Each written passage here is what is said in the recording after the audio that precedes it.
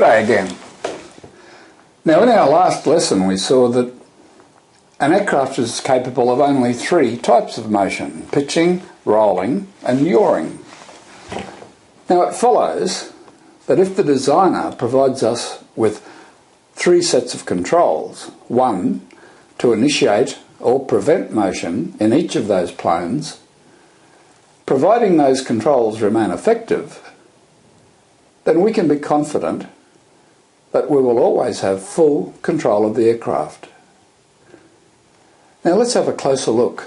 Now we've seen that these controls are the elevators, which initiate or prevent motion in pitch, the ailerons, which initiate or prevent motion in roll, and the rudder, which initiates or prevents motion in yaw. Now there are various ways in which these controls are presented to the pilot in the cockpit. Most commonly, in general aviation training aeroplanes, the elevators and ailerons are connected to a control column through a system of pulleys and cables. Back and forward movement of the control column causes the elevators to operate, while a left-right twisting movement of the control column operates the ailerons in a similar manner. Well-designed controls should meet three design criteria. One, they should operate in the natural sense. Pull back to go up, push forward to go down.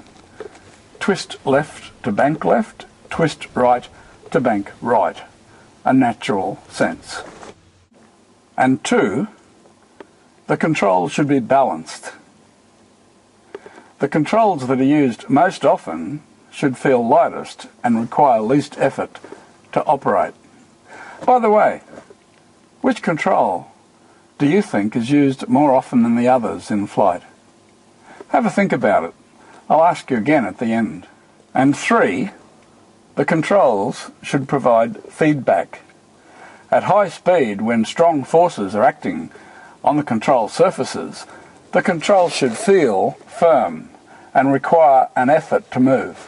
At low speeds, when there's less force acting on the control surface, the controls should feel lighter. Whatever the method of operation of the elevator and ailerons, the rudder is always operated by rudder pedals situated on the floor of the cockpit. Pressing on the left or right rudder pedal causes the rudder to deflect to the left or right. This is also done through the action of cables. Now, not all aircraft use a control column. Some designers prefer the use of a joystick. The joystick is often used in aircraft where frequent large control inputs are required, such as aerobatics and crop dusting. A simple left-right movement of the joystick allows the pilot to apply full aileron deflection, while a simple back and forward movement of the joystick allows the pilot to apply full elevator deflection. Another important feature of all control systems is the control stop. Control stops are used to set the maximum angle of deflection for any control surface. This ensures that unacceptable loads are not imposed on the airframe during flight. Here we see the elevator stop in a Cessna 150. If necessary, the stop can be adjusted by an engineer.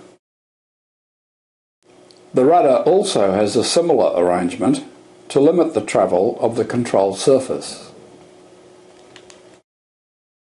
The aileron stops in this Piper Pacer ensure the maximum allowable aileron deflection is not exceeded.